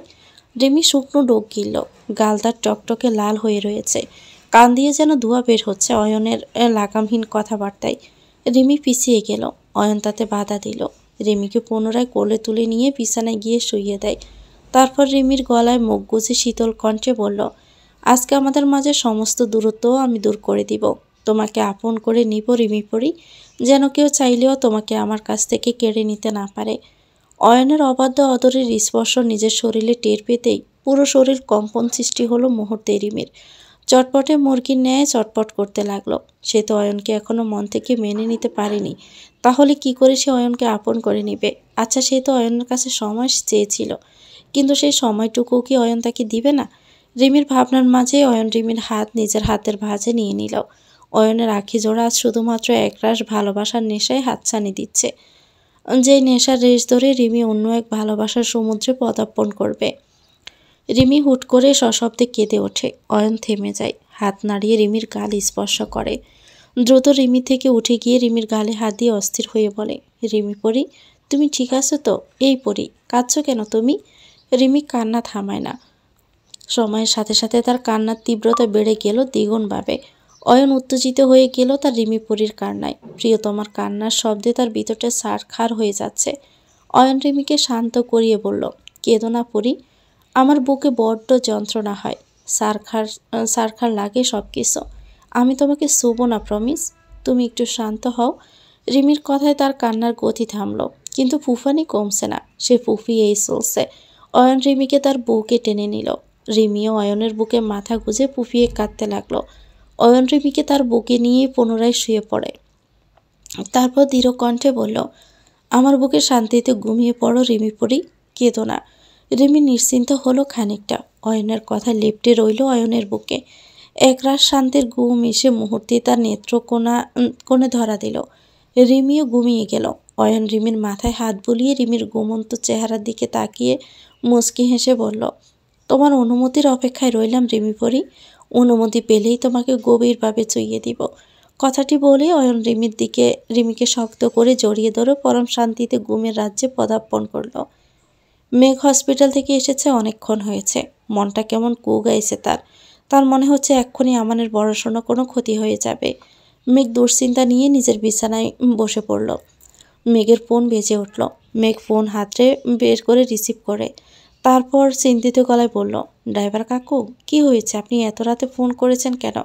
মেঘমা, একটা বিরাট গন্ডগোল হয়ে গেছে। মেঘের চিন্তা দ্বিগুণভাবে বেড়ে গেল। মনে সে হানা দিল নানা কুরুচিপূর্ণ চিন্তাধারা। মেঘ উঠে দাঁড়িয়ে আস্তে করে বলল, মিস্টার রামান শিকদার ঠিক আছে তো? মা, তুমি এত উত্তেজিত হইও না, স্যার একদমই ঠিক আছে। কিন্তু কিন্তু কি? অয়ন স্যার সব কিছু জেনে গিয়েছে। তিনি জেনে গিয়েছেন আপনি আমান স্যারকে নিয়ে পালিয়ে এসে হসপিটালে ভর্তি করিয়েছেন। মেঘ দপ করে বিছানায় বসে পড়ে। মাথা তার কাজ করছে না। তার ভাই জেনে গিয়েছে মানে সে নিশ্চয়ই আমানের ক্ষতি করে ফেলবে। কিন্তু অয়ন এখনো কেন শান্ত হয়ে রয়েছে? এতক্ষণ তো তার লঙ্কাকাণ্ড বাঁধিয়ে ফেলার কথা, সেখানে একদম শান্ত হয়ে আছে। ব্যাপারটা বেশ সন্দেহজনক লাগলো মেঘের কাছে। তবুও তাতে গুরুত্ব না দিয়ে মেঘ চটজলদি বলে উঠল, ড্রাইভার কাকু, আপনি এক্ষুনি গাড়ি বের করেন। কিন্তু কেন মা? মেঘ কিছুক্ষণ চুপ থেকে গম্ভীর গলায় বলল, আমি মিস্টার রামানকে নিয়ে আমার ফার্ম হাউসে যাব, যা গত বার্থডেতে গ্র্যান্ডমা আমাকে দিয়েছিল। আশা করি ভাইয়া সেখানে আমাদের খুঁজে পাবে না। কখন বের হবে? কালকে সকালের দিকে। বাড়িতে যাব বলে কয়েকদিনের ট্যুরে যাচ্ছি। ড্রাইভার হয়তো আর কিছু বলতে চেয়েছিলেন, কিন্তু মেঘের গম্ভীর আদেশে তিনি থেমে গেলেন। মন মস্তিষ্কে তার নানান চিন্তা এসে জটলা পাকাচ্ছে। তিনি বুঝতে পারছেন না মেঘের মতো এটুকু একটা মেয়ের কেন এত দুশ্চিন্তা অপরিচিত এক যুবকের জন্য। কিন্তু ড্রাইভার একটা বিষয় খুব ভালো করে বুঝতে পারছেন, মেঘ আপাতত আগুন নিয়ে খেলছে। প্রকৃতি খুলেছে তার দক্ষিণা দুয়ার। ফাগুন হাওয়ায় ফুটেছে অশোক পলাশ, দল মেতেছে নানা রঙের নানা ফুলে। ফলে ফুলে ডলে ডলে প্রকৃতিতে ঋতুরাজ বসন্তের আগমন বার্তা। রিমি এবং জয়িতা হসপিটালের পাশে হেঁটে চলছে। জয়িতা ভয়ে ভয়ে এদিক ওদিক তাকাচ্ছে। অয়নকে সে যথেষ্ট ভয় পায়। রিমি থেকে সে যথেষ্ট দূরত্ব নিয়েই হেঁটে চলছে। যদি আবারও সেদিনের মতো অয়ন এসে তার দিকে ছুরি তাক করে, তখন কি হবে? কথাটি ভেবেই শুকনো ডোক গেলে রিমি দীর্ঘশ্বাস ফেলে। অয়ন সবার ভিতরে এমন এক আতঙ্ক সৃষ্টি করে দিয়েছে, যার ফলে সবাই এখন রিমির সাথে তেমন একটা মিশেও না। নীরবতা ভেঙে সর্বপ্রথম জয়িতা মুখ খুলল। রিমির দিকে প্রশ্ন নিক্ষেপ করে বলল, আচ্ছা রিমি, কালকে তো ভ্যালেন্টাইন্স ডে, তোর কি কোনো প্ল্যান আছে নাকি সাইকো জিজুর সাথে? মানে আমার তো মনে সাইকো জিজু তোকে একটা বিরাট বড় বাড়ি গিফট করবে, দেন বলবে, রিমি পড়ি, তোমার বাহিরে যাওয়ার কোনো দরকার নেই, শুধু শুধু লোকের নজর পড়বে, তার থেকে ভালো তুমি বরং এই বাড়িতেই বন্দি থাকো। কথাটি বলে হু হু করে হেসে দিল। রিমি বিরক্তি নিয়ে বলল, খুবই বাজে জোক ছিল রে, তাহলে এই অপরাধে তো সাইকো জামাই কি আমার হাত কেটে দিবে? রিমি জয়িতার কথার পরিপ্রেক্ষিতে কিছু বলবে তার আগেই থেমে যায়। ফোনটা বেজে উঠল তার তৎক্ষণাৎ।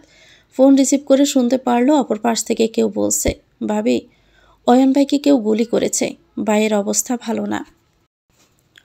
রিমি এক মুহূর্তের জন্য থমকে গেল। অয়নকে কেউ গুলি করেছে কথাটি কানে আসতে তার হিতাহিত জ্ঞান শূন্যের কোঠায় পৌঁছে গিয়েছে। রিমিকে অস্থির হতে দেখে জয়িতার ললাটের মাঝ বরাবর বলি রেখায় ধারণ করে বেশ চিন্তার বাজ।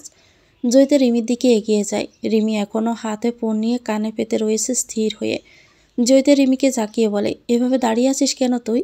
জয়িতার ডাকে রিমির হুঁশ ফিরে। কম্পিত গলায় মিনমিন করে বলে ওঠে, ওনাকে কেউ গুলি করেছে। মানে কি বলছিস তুই? কে ফোন করেছিল তোকে? জয়িতার প্রশ্নে রিমি কিছুক্ষণ চুপ থেকে পুনরায় উত্তেজিত হয়ে বলতে থাকে, ওনাকে কেউ গুলি করেছে, আমাকে এক্ষুনি যেতে হবে। জয়িতা, আমার মাথা কাজ করছে না, উনি ঠিক আছেন তো? জয়িতা অবাক নয়নে রিমির দিকে তাকিয়ে আছে। রিমির নেত্রকোণে স্পষ্ট জল সকসক করছে মুক্তার মতো। রিমির কণ্ঠে আজ ভয়, নিজের কাছের মানুষকে হারানোর ভয়। তবে কি অয়নের রিমির জীবনের কাছের মানুষে পরিণত হয়ে গেল রিমির অজান্তেই? রিমি আবারও সে ডায়ালকৃত নাম্বারে ফোন দিল, যে নাম্বার থেকে তাকে ফোন করা হয়েছিল। সাদেক একটা চেয়ারে বসেছিল। ফোনের স্ক্রিনে ভাবি নামখানা জলজল করে বেশি উঠতে দ্রুত গতিতে সাদেক ফোনটা রিসিভ করে। অনুনয়ের সুরে বলল, বলুন ভাবি। রিমি অস্থির হয়ে জিজ্ঞেস করে, আপনি তো কিছুক্ষণ আগে আমাকে ফোন করে জানালেন ডক্টর ইয়ারসিকে নাকি কেউ গুলি করেছে, এখন উনি কোথায়? উনি ঠিক আছেন তো? কি হলো বলছেন না কেন? রিমির এত প্রশ্ন একসাথে করায় হতভম্ব হয়ে গেলেন সাদেক। সে কোনটার প্রশ্নের উত্তর আগে দিবে তা নিয়ে বেশ দ্বিধায় পড়ে গেল। সাদেক গলা খাঁকড়ে দিয়ে বলল, ভাবি, আপনি বরং আমার মেসেজ দেওয়া ঠিকানায় চলে আসুন, সেখানে ভাই আছে, আপনার সব প্রশ্নের উত্তর এখানে আসলেই পেয়ে যাবেন। রিমি কিছু বলতেই পারল না, তার আগে সাদেক ফোনটা কেটে দিল। রিমি সাদেকের মেসেজ করা ঠিকানার উদ্দেশ্যে রওনা দেয়। সাদেক ফোনটা কেটে পকেটে ঢুকিয়ে তার সামনে থাকা অয়নের দিকে তাকালো। স্লিপ কটনের সাদা শার্ট পরে আছে অয়ন। বর্ষা দেহে তা বেশ ভালোই খাপ খাইয়ে গিয়েছে। বেশ সুদর্শন লাগছে অয়নকে। অয়নের বাম হাতের বাহুতে ব্যান্ডেজ করা, গুলিটে বের করে তাতে ব্যান্ডেজ করা হয়েছে। অয়ন শিবুশাল রুমের খাটে হেলান দিয়ে শুয়ে আছে। তারই বিপরীত চেয়ারে সাদেক গম্ভীর মুখে কিছুটা ভয় নিয়ে বসে আছে। ভয়টা হচ্ছে রিমি যখন অয়নের কথা জানতে পারবে তখন কি হবে তার প্রতিক্রিয়া ভেবে তরতর করে গামছে অয়ন। তার কি আদৌ তা নিয়ে চিন্তা আছে? একদমই নয়। তাই তো দিব্যি নিজের মনেই হেসে চলছে প্রতিনিয়ত। নীরবতা ভেঙে সাদেক অয়নের দিকে প্রশ্ন নিক্ষেপ করে বলে, ভাই, ভাবি যদি জানে? জানি রিমিপরি কষ্ট পাবে, কিন্তু আমার বেশ ভালো লাগছে। হ্যাঁ, এই প্রথম রিমিপরির কষ্টে রিমিপরির অস্থিরতা আমাকে তৃপ্তি দিচ্ছে, আনন্দিত করে তুলছে প্রতিনিয়ত। কেননা সেই কষ্টের কেন্দ্রবিন্দু হচ্ছি আমি। রিমিপরির জীবনের সব কষ্ট, সব সুখ, সব ভালোবাসা শুধু এই অয়ন চৌধুরীর জন্যই। কথাটি বলে আরেক পলক হাসল অয়ন। সাদেক ভরকে যায়। লোক ঠিকই বলে, রিমির ভালোবাসা অয়ন এক বদ্ধ উন্মাদে পরিণত হয়েছে। একজন লোক কতটা পাগল হলে নিজেকে গুলি করে দুইবার ভাবে না। কিছুক্ষণ আগের কথা মাথায় ছড়া দিয়ে উঠতে ভয়ে কেঁপে ওঠে। সাদেক অফিসের কিছু কাগজ নিয়ে অয়নের সাথে দেখা করতে আসে। অয়ন ফার্ম হাউসে এসেছিল। অয়ন প্রায় অনেকটা সময় তার ফার্ম হাউসে সময় কাটায়। আজকেও হসপিটাল থেকে এসে সোজা নিজের ফার্ম হাউসে চলে এসেছিল অয়ন। তাই সাদেকও অয়নের সাথে দেখা করতে ফার্ম হাউসে আসে। এসে দেখতে পায় অয়ন তার ওয়াইনের গ্লাস একটার পর একটা ভেঙে চুরমার করে ফেলছে এবং প্রচণ্ড তেজি গলায় বিড়বিড় করে বলছে, কেন কেন রিমি পরি আমাকে ভালোবাসে না? আমি কি খুব খারাপ যে আখিতে আমি নিজের জন্য অশ্রু দেখতে চেয়েছিলাম সেই আখি আজ অন্যের অশ্রুতে পরিপূর্ণ? কেন রিমি পরি তুমি আমাকে কেন ভালোবাসো না? অয়নের কষ্টেও সাদিকের ভিতরে ছিনছিন ব্যথা অনুভব করে। সে অয়নকে খুব ভালো করেই জানে। মানুষটা খারাপ নয়, কেউ তাকে খারাপ বানিয়ে তুলছে প্রতিনিয়ত। সাদেক এগিয়ে এসে বলে, ভাই, আপনি হয়তো ভুল বুঝছেন ভাবিকে, ভাবিও আপনাকে অনেক ভালোবাসায়। দেখবেন কালকে যদি আপনার কিছু হয় তাহলে সর্বপ্রথম ভাবি কাঁদতে কাঁদতে আপনার কাছে দৌড়ে চলে আসবে। সাদেকের কথাটি কানে আসতে অয়ন পিছনে ঘুরে সাদেকের বাহু চেপে ধরে উৎফুল্ল হয়ে পড়ে। কি বললে সাদেক? আজ যদি আমার কিছু হয় তাহলে রিমি পরি কষ্ট পাবে, তাই না? আর মানুষ তো তখনই কষ্ট পায় যখন তার প্রিয় কারো ক্ষতি হয়। তার মানে রিমি পরি যদি আমার জন্য কষ্ট পায় তাহলে প্রমাণ হয়ে যাবে রিমি পরিও আমাকে ভালোবাসে, অনেক ভালোবাসে, তাই না? কথাটি বলে অয়ন নিজের পকেট থেকে নিজের বন্দুকটা বের করে নিজের হাতের বাহু বরাবর গুলি করে। সাদেক চমকে ওঠে, চিৎকার করে বলল, ভাই! অয়ন উচ্চস্বরে হেসে ওঠে, হাত থেকে অনবরত রক্ত গড়িয়ে পড়ছে। অয়নের ডাকে অতীত থেকে ফিরে আসে সাদেক। অয়ন হাই তুলতে তুলতে বলে, রিমিপুরি এলে আমার রুমে পাঠিয়ে দিবি। সাদেক মাথা নাড়িয়ে বেরিয়ে যায়। মেঘ আমানের মুখশ্রীর ঘুমন্ত মুখশ্রীর দিকে তাকিয়ে আছে।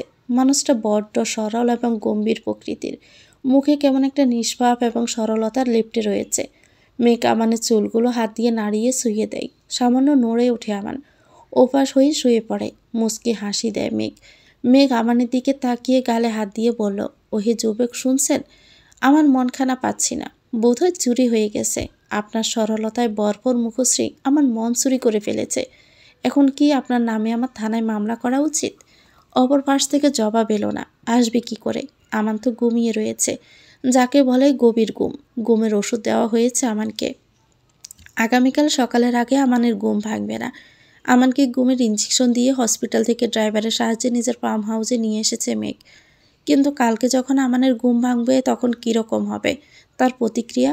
সে তো আদৌ জানে না সে এখন মেঘের ফার্ম হাউসে আছে। রিমি সাদেকের দেওয়া ঠিকানা অনুযায়ী পৌঁছে যায় অয়নের ফার্ম হাউসে। গোটা রাস্তায় সে কতটা দুশ্চিন্তায় পার করেছে তা তার টলমল নেত্রজোড়া এবং চিন্তিত মুখশ্রীর দিকে তাকালেই বোঝা যায়। সাদেক রিমিকে দেখে উঠে দাঁড়িয়ে মাথা নিচু করে বলে, ভাবি, ভাই উপরে আছেন, উনি ঠিক আছেন তো? রিমির প্রশ্নে সাদেক পূর্বের ন্যায় মাথা নিচু করে জবাব দেয়, উপরে গেলেই বুঝতে পারবেন। রিমি এক মুহূর্তের জন্য অপেক্ষা করে না, দ্রুত এগিয়ে যায় অয়নের রুমের দিকে। অয়ন বারান্দায় দাঁড়িয়ে সিগারেট টানছিল আপন ম্যানে। রিমির ডাকে দ্রুত সিগারেট ফেলে দেয়। রিমি হন্তদন্ত হয়ে ছুটে আসে এক প্রকার, হাঁক ছেড়ে ডাকে, ডক্টর এআরসি, আপনি ঠিক আছেন তো? অয়ন পিছনে ঘুরে তাকায়। তার সামনে দাঁড়িয়ে আছে তার কাঙ্ক্ষিত রমণী, তার প্রিয় মানুষটি, যার জন্য হাসতে হাসতে মরে যেতেও অয়ন প্রস্তুত। অয়নের নাম বাম হাতে ব্যান্ডেজ দেখে তড়িৎ গতিতে এসে অয়নের হাত ধরে বলে, কে গুলি করলো আপনাকে? কিভাবে গুলি লাগলো আপনার হাতে? নিজের একটুও খেয়াল কি রাখতে পারেন না আপনি? অয়ন স্পষ্ট দেখতে পারছে তার রিমি পরির চোখে অশ্রু, কণ্ঠের তীব্র ভয়, যা শুধুমাত্র অয়নের জন্য। অয়ন রিমির ললাটে অদর শুয়ে বলে, শান্ত হয়ে চুপটি করে বসো তো রিমি পরি, তোমাকে খানিকক্ষণ দেখে চোখের তৃষ্ণা নিবারণ করি। অয়নের শীতল কণ্ঠে বলা কথাটি মস্তিষ্কে প্রবেশ করতে রিমি থমকে যায়। অয়ন রিমির ললাট ধরে অদর শুইয়ে দেয়। রিমি খামছে ধরে অয়নের ব্যান্ডেজ করা বলিষ্ঠ বাহু। রিমির নখের ধারালো খামছেতে ক্ষীণ ব্যথা পেলেও চোখ বুজে আবেশে চোখ বন্ধ করে নেয় অয়ন। রিমি থুতনি উঁচু করে রিমির অশ্রুসিক্ত আখিজোড়ার দিকে তাকিয়ে অয়ন হাসি মুখে বলে, আমার প্রতি তোমার আকুলতা, তোমার ভিতরের তীব্র ব্যথা আমাকে বড্ড তৃপ্তি দিচ্ছে রিমি পরি, বড্ড সুখী মনে হচ্ছে নিজেকে। অয়নের কথায় বেশ বড়ভাবে বিস্মিত হলো রিমি। আমতা আমতা করে বলল, মানে কি বলছেন আপনি? অয়নের মুখের হাসি প্রশস্ত হলো বেশ বড়ভাবে। রিমির কানের কাছে পিস পিস সুরে বলতে লাগলো, তোমার ডক্টর এআরসিকে গুলি করবে এমন সাধ্য কারো নেই রিমি পরি। আমি তো শুধু তোমার জীবনে নিজের গুরুত্বটা উপলব্ধি করার জন্য নিজেই নিজের বাহুতে গুলি করে দিয়েছি। রিমি সঙ্গে সঙ্গে পিছিয়ে গেল, নেত্রকোণে জল জল করে উঠল। চোখ চলে গেল অয়নের বলিষ্ঠ বাহুর ব্যান্ডেজের দিকে। রক্তগুলো শুকিয়ে গেছে, ক্ষতগুলো কিছুটা অস্পষ্ট। রিমি চোখ সরিয়ে নেয়। গলা পেটে কান্না চলে আসলো তার। লোকটা সত্যিই পাগল, যাকে বলে একটা সাইকো। না হলে কেউ নিজের হাতে কেউ গুলি করে? হুট করে রিমির মাঝে বেশ অভিমান এসে ভিড় করতে লাগলো। রিমি হঠাৎ করে অয়নের কলার চেপে ধরে চাচালো কণ্ঠে বলতে থাকে, কেন করলেন? কেন নিজের এত ক্ষতি করলেন আপনি? এত রক্ত জড়িয়ে কী লাভ হলো? এত পাগল কেন আপনি? সামান্য রক্ত জড়িয়ে যদি তোমার আখিতে নিজের প্রতি ভালোবাসা দেখা যায় তাহলে আমি প্রতিবার রক্ত ঝরাবো। অয়নের পাগলামো কথা শুনে বরকে যায় রিমি। কপট রাগ দেখিয়ে বলল, আপনার শরীর থেকে রক্ত ঝরার ফলে আপনার প্রতি যা কনসার্ন ছিল সব কিছু একজন মানুষ হিসাবে, আপনার প্রতি আমার কোনো আলাদা ভালোবাসা নেই। রিমির কথা শুনে অয়নের কেমন প্রতিক্রিয়া হলো না। শান্তভাবে হাত ভাঁজ করে শান্ত দৃষ্টিতে রিমির দিকে তাকিয়ে রইল। অয়নের কাজে রিমি কিছুটা অবাক হলেও চুপ করে থাকে। অয়ন পুনরায় রিমির দিকে এগিয়ে যায়, তারপর রিমিকে পাজাকোলা করে তুলে নেয়। রিমিকে কিছু বলার সুযোগ না দিয়ে অয়ন রিমিকে ডাইনিং টেবিলে চুপটি করে বসিয়ে দেয়। তারপর হাঁটু গেড়ে বসে রিমির হাত দুটো শক্ত করে আঁকড়ে ধরে বলল, চুপটি করে বসে থাকো তো রিমি পরি, তোমায় পরাণ ভরে দেখি কিছুক্ষণ। সারাক্ষণ তো দেখতেই থাকেন, তবে আজ আমাকে দেখার জন্য এতটা আকুল কেন হচ্ছেন আপনি? রিমির প্রশ্নে আরেক দফা মুচকি হাসে। রিমির চুলে হাত দিয়ে কানে গুজে দিতে দিতে বলে, হাজারো বছর দেখিলেও তোমাকে দেখার প্রখর তৃষ্ণা নিবারণ হবে না রিমি পরি। রিমি থমকালো, শুকনো ঠোঁট জোড়া বেঁচিয়ে নিল, মাথা জিম ধরে গেছে। বসে থাকতে তার ইচ্ছে করলো না, মন চাইছে ছুটে গিয়ে কোথাও লুকিয়ে বসে থাকতে, তাহলে বোধহয় তার লজ্জাটা কিছুটা হলেও কমতো। কিন্তু তা কি আদৌ সম্ভব? রিমি দেখতে পারছে অয়ন কতটা শান্ত হয়ে মুগ্ধতা নিয়ে বসে আছে তার রিমি পরির দিকে। লোকটা যত পাগলামি শব্দ তার প্রেয়সী তার স্ত্রীকে ঘিরেই। বাচ্চা ছেলে যেমন তার পছন্দের খেলনা পেয়ে গেলে শান্ত হয়ে যায়, তেমনি অয়নও তার রিমি পরিকে পেয়ে একদম শান্ত, একদম নির্বিকার হয়ে রয়েছে। গাছ থেকে ঝরে পড়ছে পুরাতনী যত ধূসর পাতা, আর তার জায়গায় বদল করছে সবুজ কিশলয়। আচানক কোথাও ডেকে চলছে কোকিল। রং বেরঙের ফুলে ভরে উঠেছে বাগানগুলো। দীর্ঘ শীতের কুয়াশা মোড়ানো প্রান্তর পাড়ি দিয়ে অবশেষে আমাদের দোরগোড়ায় এসেছে ফাগুন, এসেছে ঋতুরাজ বসন্ত। আজ শুধুই কি বসন্ত? আজ ভালোবাসার দিবসও বটে। মানব মানবীর চিরন্তন ভালোবাসা উঠছে রঙিন প্রজাপতি হয়ে। অন্যান্য যুবক যুবতীর মতো আজ সানার জীবনেও ভালোবাসার রঙে রঙিন হয়ে উঠেছে। আজকে সানা শাড়ি পরেছে শুধুমাত্র ফারহানের জন্য। আজ ভালোবাসা দিবসও সানা ফারহানকে মনের কথা খুলে বলে ফেলবে। সানা শাড়ি পরে অফিসের উদ্দেশ্যে বেরিয়ে পড়ে। অফিসে যাওয়ার পথে সানা দেখতে পায় ফারহানের গাড়ি একটি হসপিটালের সামনে থেমে রয়েছে। ফারহানের গাড়ি হঠাৎ হসপিটালের সামনে কেন? প্রশ্ন জাগে সানার মনে। সেই প্রশ্নের উদ্ঘাটন করতে সানা এগিয়ে যায় হসপিটালের উদ্দেশ্যে। সেখানে গিয়ে দেখতে পায় ফারহান একটি কেবিনের ভিতরে প্রবেশ করছে। হাতে তার টকটকে লাল গোলাপ। সানার বেশ খটকা লাগে। ফারহান কার জন্য গোলাপ নিয়ে গেল? সানাও এগিয়ে গেল কেবিনের উদ্দেশ্যে। কেবিনে গিয়ে ফারহানের কান্নার আওয়াজ কানে আসতে এক প্রকার থমকে যায় সানা। ফারহান কাঁদতে কাঁদতে তার সামনে থাকা রমণীর হাত জোড়া আঁকড়ে ধরে বলে, হ্যাপি ভ্যালেন্টাইন্স ডে মাই লাভ। আজকের দিনটা তোমাকে ছাড়া আমি কাটাতেই পারছিলাম না, তাই তো ছুটে এলাম তোমার দ্বার প্রান্তে। দেখো, তোমার প্রিয় গোলাপ ফুলটা নিয়ে এসেছি।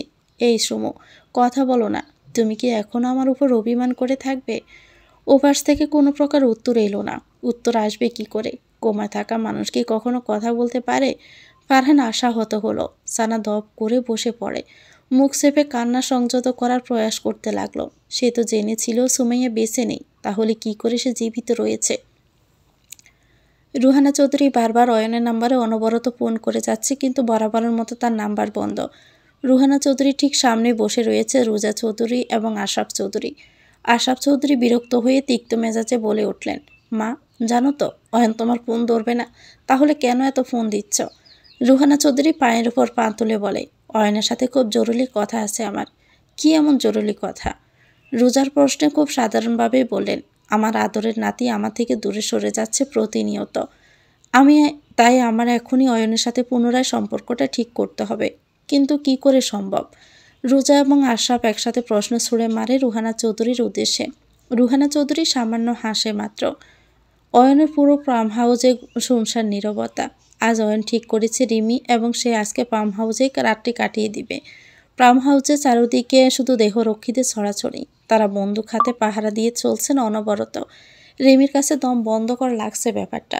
আজকে ভালোবাসা দিবস উপলক্ষে যেখানে প্রেমিক প্রেমিকা ভালোবাসায় রঙিন হয়ে উঠেছে, সেখানে রিমি বন্দি জীবন পার করছে। রিমি দীর্ঘশ্বাস ফেলে। হয়তো তার ভাগ্যে সাধারণ মানুষের মতো জীবনযাপন লেখা নেই। রিমির ভাবনার মাঝে অয়ন পিছন দিয়ে রিমিকে জড়িয়ে ধরে। রিমি কেঁপে ওঠে। অয়ন রিমিকে জড়িয়ে ধরেই বলে, রিমি পরি, তোমার নীরবতা আমাকে বড্ড কষ্ট দেয়। কি হয়েছে খুলে বলো তো আমাকে। আজকে তো ভ্যালেন্টাইন্স ডে, একটা গিফট চাইব, দিবেন আমাকে? রিমির প্রশ্নে অয়ন কিছুটা হলেও পরক্ষণে খুশি হয়ে বলে, কি চাইবো বলো রিমি পরি, তুমি যাই চাইবা তা দিব। একবার শুধু চেয়ে দেখো, সব কিছু দিব। এখনই বলো, ড্রেস চাই, গয়না চাই, কি চাই একবার বলো। রিমি অয়নের মুখোমুখি দাঁড়িয়ে গম্ভীরতা নিয়ে বলে, এসব গহনা দামি গিফটের প্রতি আমার কোনো দিনই আকর্ষণ ছিল না। আপনি জানেন ডক্টর এয়ারসি, তাহলে কি চাই বলো। মুক্তি চাই আমার। তো ভিউয়ার্স, গল্পটির নাম হচ্ছে তুমি মাই নেশায় আসক্ত। এটা গল্পের ৪র্থ অংশ। পরবর্তী অংশ পেতে চ্যানেলটিকে সাবস্ক্রাইব করে আমাদের সাথেই থাকবেন। ভিডিও ভালো লাগলে একটি লাইক দিয়ে দিবেন, কমেন্ট করে জানাবেন কেমন লেগেছে। আল্লাহ হাফেজ, আসসালামু আলাইকুম।